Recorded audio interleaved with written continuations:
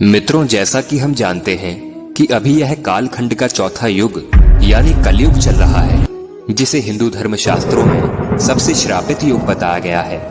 आज के इस वीडियो के माध्यम से हम आपको कलयुग के 5 ऐसे रहस्य बताएंगे जिससे आज का मनुष्य बहुत कुछ सीख सकता है।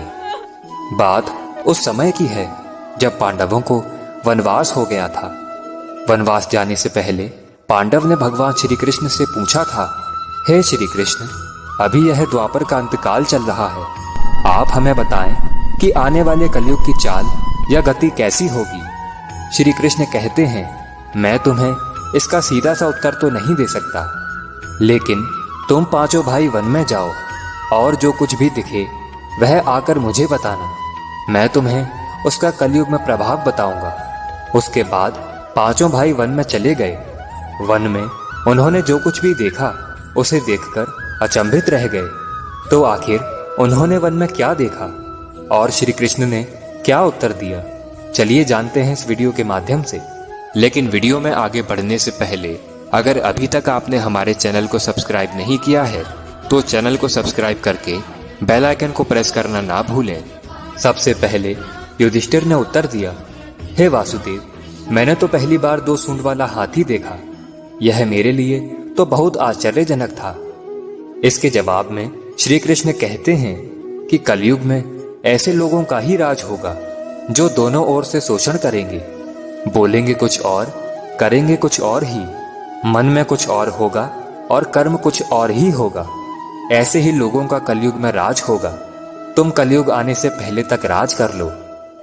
युधिष्ठिर के बाद अर्जुन ने कहा कि मैंने जो देखा वह तो इससे भी ज्यादा आश्चर्यजनक था। मैंने देखा कि एक पक्षी के पंखों पर वेद लिखे हुए हैं, लेकिन वह पक्षी मुर्दे का मांस खा रहा था। श्री कृष्ण अर्जुन को उत्तर देते हुए कहते हैं, कलयुग में ऐसे ही लोग रहेंगे जो बड़े ज्ञानी और ध्यानी कहलाएंगे। वह ज्ञान की चर्चा तो करेंगे, लेकिन उनका आचरण राक्षसी होगा। वह बड़े पंडित और विद्वान कहलाएंगे, किंतु वह यह देखते रहेंगे कि कौन सा मनुष्य कब मेरे और हमारे नाम से संपत्ति कर जाए। अर्जुन के सवाल के जवाब के बाद भीम अपना अनुभव सुनाते हुए कहते हैं कि एक गाय अपने बछड़े को इतना चाटती है कि वह बछड़ा खून से लहूलुहान हो जाता है। तब श्री कृष्ण कहते हैं कि कलयुग का मनुष्य शिशुपाल हो जाएगा।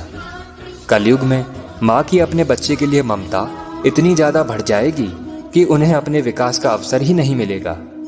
मोह माया में ही घर बर्बाद हो जाएंगे। भीम के बाद सहदेव ने पूछा, हे श्री कृष्ण, मैंने देखा कि 5-7 बड़े कुएं के बीच एक गहरा कुआं बिल्कुल खाली है, जबकि ऐसा संभव नहीं हो सकता। फिर श्री कृष्ण उत्तर देते हैं, कलयुग में लोग लड़के लड़की के विवाह में, मकान के उत्सवों में, छोटे बड़े उत्सवों में लाखों रुपए खर्च कर देंगे, परंतु पड़ोस में यदि कोई भूखा प्यासा मर रहा होगा तो यह नहीं देखेंगे कि उसका पेट भरा है या नहीं भरा है। उनका अपना ही सगा भूख से मर जाएगा और वह देखते रह जाएंगे।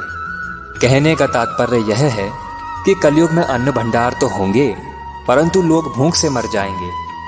सहदेव के बाद नकुल ने श्री कृष्ण से कहा कि हे श्री कृष्ण, मैंने देखा कि एक बड़ी सी चट्टान पहाड़ से गिरती है और बड़े से बड़ा वृक्ष भी उसे रोकने में सक्षम नहीं हो पाता, परंतु एक छोटे से पौधे से टकराकर वह रुक जाती है। आखिर ऐसा कैसे हुआ? तब श्री कृष्ण कहते हैं कि कलयुग में मनुष्य की बुद्धि क्षीण हो जाएगी और उसका जीवन पतन हो जाएगा। उस पतन को धन और बड़े से बड़े सत्ता रूपी वृक्ष भी रोकने में सक्षम नहीं होंगे, किंतु हरि नाम का छोटा सा शब्द बोलने से मनुष्य जीवन का पतन रुक जाएगा। अतः कलयुग में हरि नाम ही मोक्ष का एकमात्र मार्ग होगा। आशा करता हूं कि आपको हमारी यह वीडियो पसंद आई होगी। अगर पसंद आई है तो वीडियो को एक लाइक कर दीजिए एवं कमेंट में एक बार लिख दीजिए, जय श्री कृष्ण।